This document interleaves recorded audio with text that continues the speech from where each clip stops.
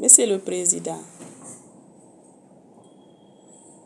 Discours de réflexion sur la sécurité sociale, les conditions de travail et la justice sociale en Guinée. Mesdames et messieurs, aujourd'hui nous sommes à un tournant décisif pour notre nation.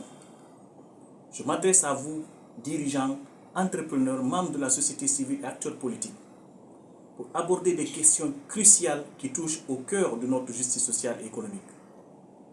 Il est temps de faire face à des réalités que nous ne pouvons plus ignorer. 1. La sécurité sociale, un droit universel. Nous devons reconnaître une vérité fondamentale. La sécurité sociale n'est pas un privilège réservé à quelques-uns, mais un droit pour tous. Pendant des décennies, des millions de Guinéens ont travaillé avec acharnement, mais se retrouvent aujourd'hui privés de la possibilité de cotiser pour une retraite qui leur garantirait une vieillesse sereine. Cette situation est inacceptable et reflète un manquement grave à l'égard de ceux qui ont contribué au développement de notre pays. Ce n'est pas seulement aux fonctionnaires ou aux employés du secteur privé que cette sécurité doit bénéficier. Chaque citoyen, quel que soit son statut, mérite de pouvoir compter sur une retraite décente. La vieillesse ne doit pas être un moment de vulnérabilité et de précarité, mais de respect et de dignité. 2. Les conditions de travail, une réflexion urgente. Nous devons également oser nous confronter à une autre réalité troublante. Les conditions de travail en Guinée, l'esclavage moderne, sous des formes insidieuses, persistent dans notre société. Les salaires insuffisants, la surexploitation et l'absence de soutien adéquat pour les travailleurs montrent un mépris inacceptable pour leur dignité et leur bien-être.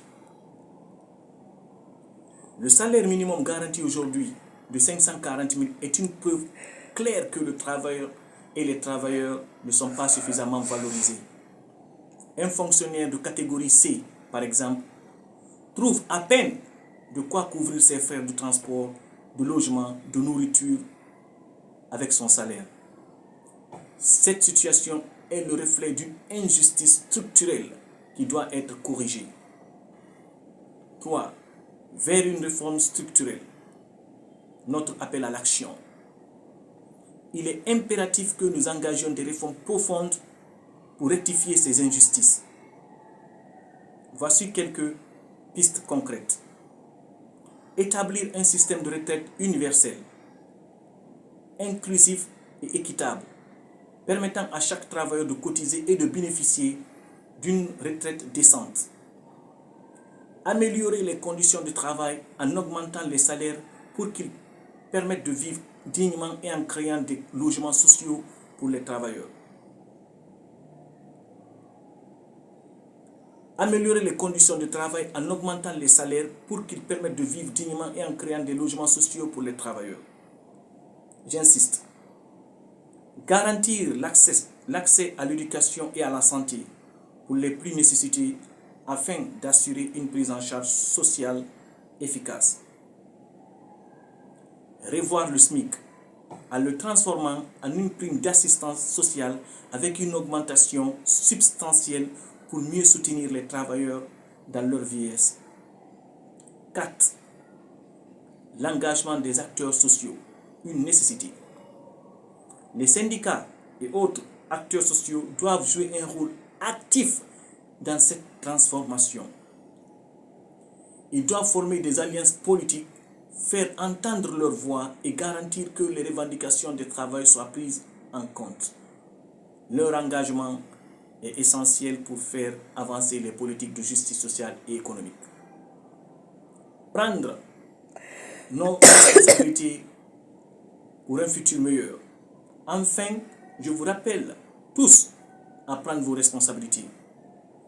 Il est temps de mettre en place des politiques qui permettent une meilleure redistribution des richesses, notamment celles issues des ressources naturelles. Nous devons créer des opportunités d'emploi pour la jeunesse et garantir que tout travailleur, quel que soit son revenu, puisse cotiser pour une retraite digne. Ensemble, nous avons le pouvoir de transformer notre société en un modèle de justice, de solidarité et de respect des droits fondamentaux. C'est le moment de réagir, d'agir et de construire un avenir meilleur pour tous les Guinéens. Je vous remercie.